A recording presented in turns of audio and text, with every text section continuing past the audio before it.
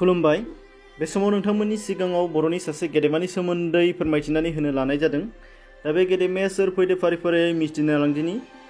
नोंथांमोनहा नुगासिनो दङ दि रुंसारि टिकेन्द्र नार्जारि बिथांनि जिउ आरो हाबानि सोमोन्दै जोङो बाहाय दिनैहाय मिथिना लागोन। टिकेन्द्र नार्जारि जोनोमा जादों बिथांना 1 एप्रिल 1944 टाउननि चिरां जिल्लानि सिङाव थानाय रनसायथाम हालामनि गसाइ गामियाव। बिफा जिबन्द्र नार्जारि, बिमा फोरसारि नार्जारि। बिनिफ्राय नुनो मोननाय जादों फरायनाय सम गामिनि गुदि फरायसालियाव जागायजेननानै क'क्राझार हायार सेकेन्डारि स्कुलनिफ्राय मेट्रिक आनजादखौ उथ्रियो आरो 1968 मायथाइयाव क'क्राझार कलेजनिफ्राय PU आनजादखौ उथ्रियो बिथाङा। नखर दानाय बिथाङा 1978 मायथाइयाव रत्नेश्वरी बसुमतारी बिथांजों जुलि जायो।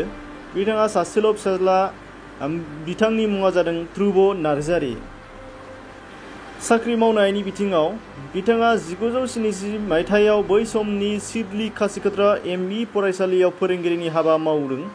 बिनिफ्राय बिथाङा 31 फेब्रुवारि 2002 मायथाइयाव साख्रिनिफ्राय आजिरा मोनदों।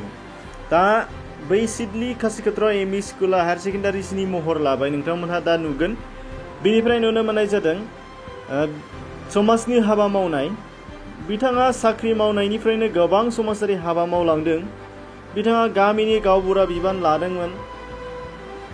बिथाङा बर' थुनलाइ आफादजों मोजां सोमोन्दो दंमोन।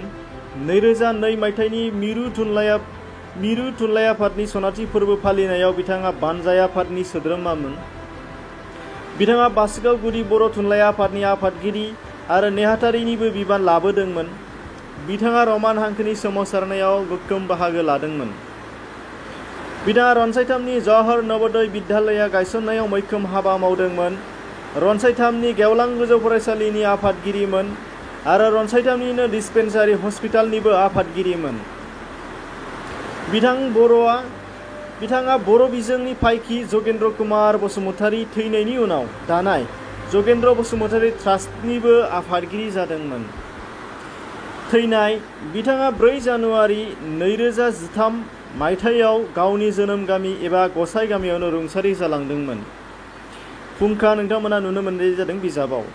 दानिया नोंथांमोननिसिम फंनैसो खोथा, बेबादिनो नोंथांमोननि ओनसोलाव थाखोमानानै थानाय माखासे जोंनि समाजनि गोनां सुबुंफोरनि जिउ खौरांफोर जुदि नोंथांमोना फोसावनो गोसो दंब्ला नोंथांमोना कमेन्ट बक्सआव फोरमायहर आरो बाहाय आं नोंथांनि थाखाय कन्टेक्टनि सुबिदा खालामना होगोन। नोंथांमोना डिटेल्स हरनो हागोन आरो फोसावनानै लानो बा फोसावहोनो हानाय जागोन। बेखिनि एसेनोसै, गोजोन्थों।